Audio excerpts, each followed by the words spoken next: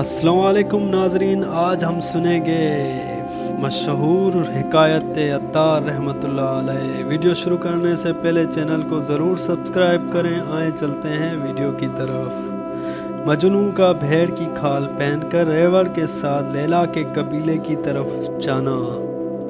लैला के घर वाले मजनू को अपने कबीले की तरफ नहीं आने देते थे। वहाँ सहरा में एक चरवाहा रहता था।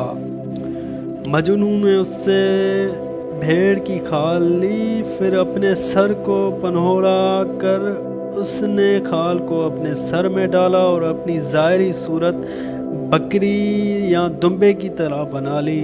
फिर उसने चरवाहे को कहा, खुदा के लिए मुझे अपने रेवड़ में ले चलो।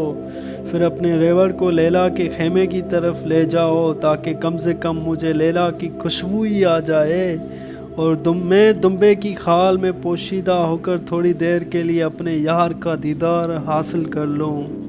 ए मुखातिब, अगर तुझे लहज़ के लिए भी इस किस्म का दर्द इश्क होता तो तू अपने हर बाल के नीचे एक मर्द होता, यानी तू जवान मर्द होता। अफसोस तू इस बात का है कि तुझ में मर्दों वाला दर्द नहीं है और मैदान की खुराक तुझे हासिल नहीं है। अलगर्ज मजनू ने भेड़ों की खाल पहन ली और रेवड़ में छुपकर यार के कूचे की तरफ चला गया। पहले तो खुशी से उसके दिल के अंदर से जोश इश्क उभरा, मगर फिर वो बेहोश हो गया। जब इश्क आ गया और पानी सर से ऊपर पहुंच गया तो चरवाहे ने उसे कंधे पर उठाया और उसे जंगल में ले गया।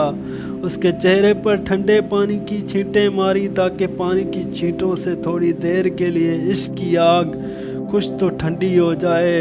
उस वाक़े के बाद मजनू फिर दूसरे दिन अपनी कौम के दूसरे लोगों के साथ सहरा में बैठा हुआ था कि उसकी कौम के एक आदमी ने उससे कहा, जनाब मियाँ मजनू साहब, आप कुर्ता क्यों नहीं पहनते?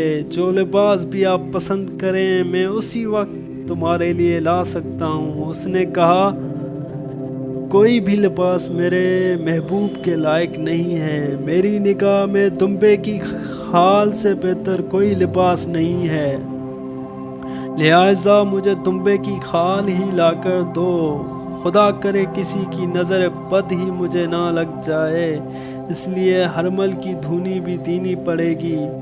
मजनू उससे पहले बहुत से रेशमी कपड़े इस्तेमाल कर चुका था, अब सिर्फ दुम्बे की खाल की ही ज़रूरत है क्योंकि लैला को यही लिबास प्यारा लगता है। मैंने दुम्बे की खाल में छुपकर अपने यार का दीदार किया है, इसलिए मैं इस खाल के बगैर कोई लिबास कैसे पसंद करूँगा।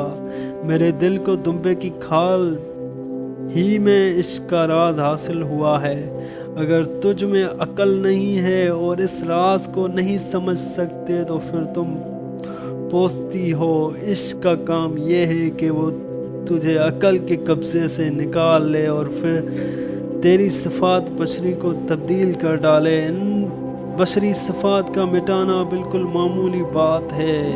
असल काम तो ये है कि ज़बानी गप्पे ना हाँकी जाएं, बल्कि अपनी जान को भी उस राह में कुर्बान कर दिया जाए। अगर तुम बाइज़्ज़त बनना चाहते हो तो इश्क के मैदान में कदम रखो, क्योंकि वही खेल असल खेल होता है जिसमें जान की बाजी लगाई जाए।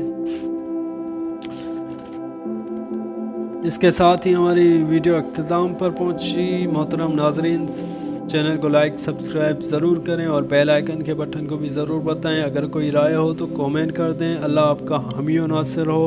फ़ी अमान अल्लाह।